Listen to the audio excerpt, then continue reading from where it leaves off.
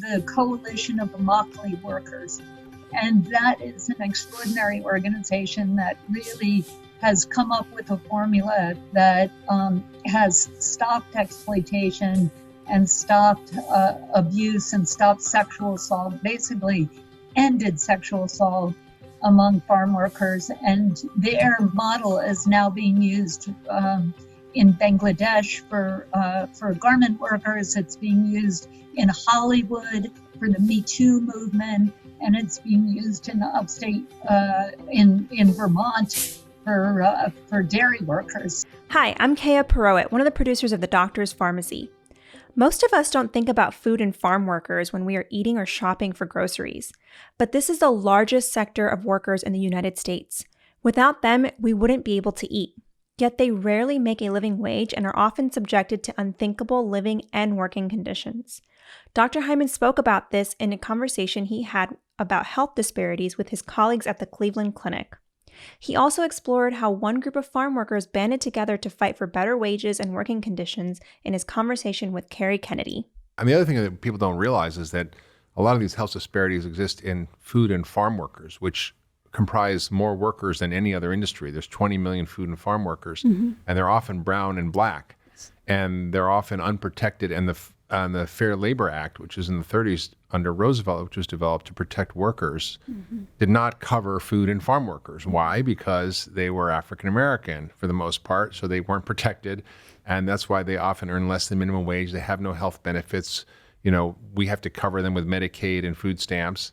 And they're often at high risk for diseases such as pesticide-related conditions, and they're struggling. And again, we're eating all this food, but what is happening to people who actually provide the food? That's a whole another level of health disparity that exists in those brown and black communities. The real miracle story of farm workers in the United States over the last 50 years is, of course, Cesar Chavez and Dolores Huerta and the United Farm Workers in California. But all of the progress they made in California did not impact other states. You have to go state by state by state because we don't have a federal rule. But there's an organization in South Florida, which you mentioned, that you were marching against Wendy's. I was. And ran into my daughter Maya a few months ago on behalf of the Coalition of Immokalee Workers. And that is an extraordinary organization that really has come up with a formula that has stopped exploitation and stopped abuse and stopped sexual assault, basically ended sexual assault among farm workers. And their model is now being used in Bangladesh for garment workers. It's being used in Hollywood for the Me Too movement, and it's being used in the upstate in Vermont for dairy workers. So they've done an incredible job. Yeah, it's an incredible story. I mean, we can go into it a little bit, but this is a group of farm workers from a number of different countries, from I think Jamaica and Mexico, and they were being really abused. They weren't given shelter from the shade. They weren't given water. They weren't given proper breaks. They weren't given restrooms. They weren't given safe transportation. They had sexual abuse. There's all these injustices against them. They were paid not a living wage. They were living in these crowded housing environments, working from 5 a.m. till 8 p.m. And they figured out how together they could band together to create a movement. And they sort of happened in fits and starts, but they finally figured out that by boycotting not the farmers who were abusing them, but the purchasers of the farm products like Wendy's or like Taco Bell, they were able to pressure the supply chain to change their purchasing practices, which then led to this fair trade, fair labor sort of practices. So can you talk a little bit about how that happened and how they were successful? Because it's a very compelling story, and it wasn't from the outside; it came from the inside. Yeah, it's an amazing story of people at the lowest end of the supply chain standing up and figuring out how to make things work. But There's a guy called Lucas Benitez and Greg Asped and a few others who came together and had it with being exploited and figured out this program. But essentially what they do is, incidentally, they have a legal arm, and they successfully prosecuted 15 cases of slavery in the United States over the last decade. 15 cases of people going to jail for enslaving farm workers picking tomatoes. How about wow. And what did that slavery look like? Because it's hard to imagine. Were they buying and selling people, or what are they doing? Well, I'll tell you, in one of the cases, they were, and this was of African Americans, primarily African American slavery. They were going into homeless shelters and saying to people who, many of whom had intellectual disabilities, if you come with us, we'll give you food and shelter and a full-time job. And people had gotten to this truck, which was basically a U-Haul with no windows, and they're driven 5 hours and dumped out in a tomato field and told you have to pick tomatoes now 12 hours a day, 7 days a week, and then they're not. And they weren't paid. They're not paid, and they have no idea where they are, and they have no idea how to get out of it. So that was one of the cases. Wow. Another case, it was of immigrants coming up from, seasonal workers coming up across the Texas border looking for work. Yeah, we've got a full-time job for you. Just get on this bus. They go to Florida. Again, they're taken. Now, in that particular case, they had, I think it was like 24 people in one mobile home. And they show everybody binoculars and show them how binoculars work. And then they pistol whip a couple of the workers and say, and they've got guns, and they say, if any of you tries to leave, we're going to shoot you, and we're going to kill you. And we've got binoculars on you all day long. You go into this field and work. And they were there for a year. The field adjoined a, what's the biggest bird watching association? The Audubon Society? Yeah, it adjoined an Audubon Society.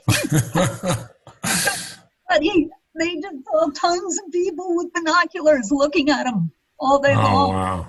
Wow. How about that? Can you imagine? Yeah. If anyone from the Audubon Society thought those people were being enslaved and that they were being exploited. So that's what was happening. But what they did was they went to consumers. Yeah. And then they got consumers on board, mostly on college campuses, starting in college campuses, then generally.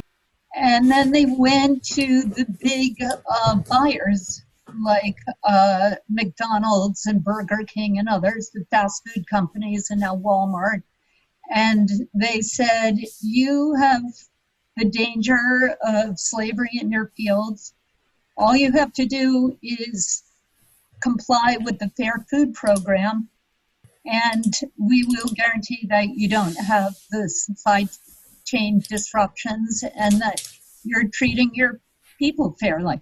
And so, eventually almost all those companies came around but Wendy's is still holding out. It hasn't come around. And Publix, right? Publix, have they converted? Publix as well. But Wendy's is a national chain. Publix is local to Florida. But basically, what the Fair Food Program does is it's a worker-driven social responsibility. So most social responsibility compacts are written by the CEO or the legal team or the marketing team. But this is written by the workers. What do you need in order to feel safe? We need sanitation in the fields. We need to be able to wash our hands. We need to be paid from the moment we get on the bus, not when the moment when we can start working in the field.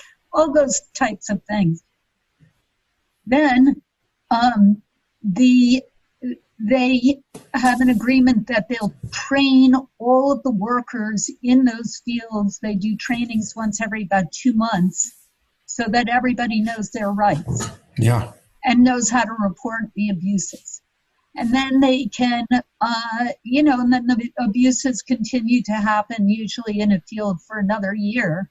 But once everybody understands that they'll be held accountable for abuse, the abuse has stopped. Yeah. And that's what they've been able to prove. So it's really, really effective. Yeah, I mean, the Fair Food Program is pretty amazing because it really was generated from the workers. And there were, and in order for a company to say they are a fair food purchaser and be part of that and get the credibility with the consumer, they have to agree to do these things, including paying a penny more per pound, which doesn't sound like very much, but it doubles the wages of these farm workers. And they did it without passing on that to the consumers. And the amazing provisions are things that we would all think are just something we should already have in America, like no forced labor, no child labor, no violence, minimum wage, paid workers for all their work, no sexual abuse. I mean, these are things that we all should expect. Freedom to report unsafe treatment, abuse, access to shade and clean water, and just like things that we take for granted, most of us, being transported in safe vehicles around rickety things that are going to fall apart, and actually how to actually leave the field if there's pesticide spraying. I mean, I think the data from a doctor's point of view is so striking to me, Kerry. When you look at the Chamaco study in Salinas, California, the chemical exposures from the pesticides, though there were a lot of reforms in California, there's still tremendous exposures. The workers there are 59% more likely to get leukemia, 70% more likely to get stomach cancer. They're more likely to get cervical cancer, 63%. And what's really striking is in breast milk. So these kids are really born pre-polluted. It's pretty scary. 40% more pesticides in the breast milk. And these kids have neurological impairment. They lost 41 million IQ points in this population. And they're using chemicals that are banned in most other countries, like atrazine, paraquat, nicotinamides, and dichloroprophene, which is one of the most harmful ones and most widely used in California.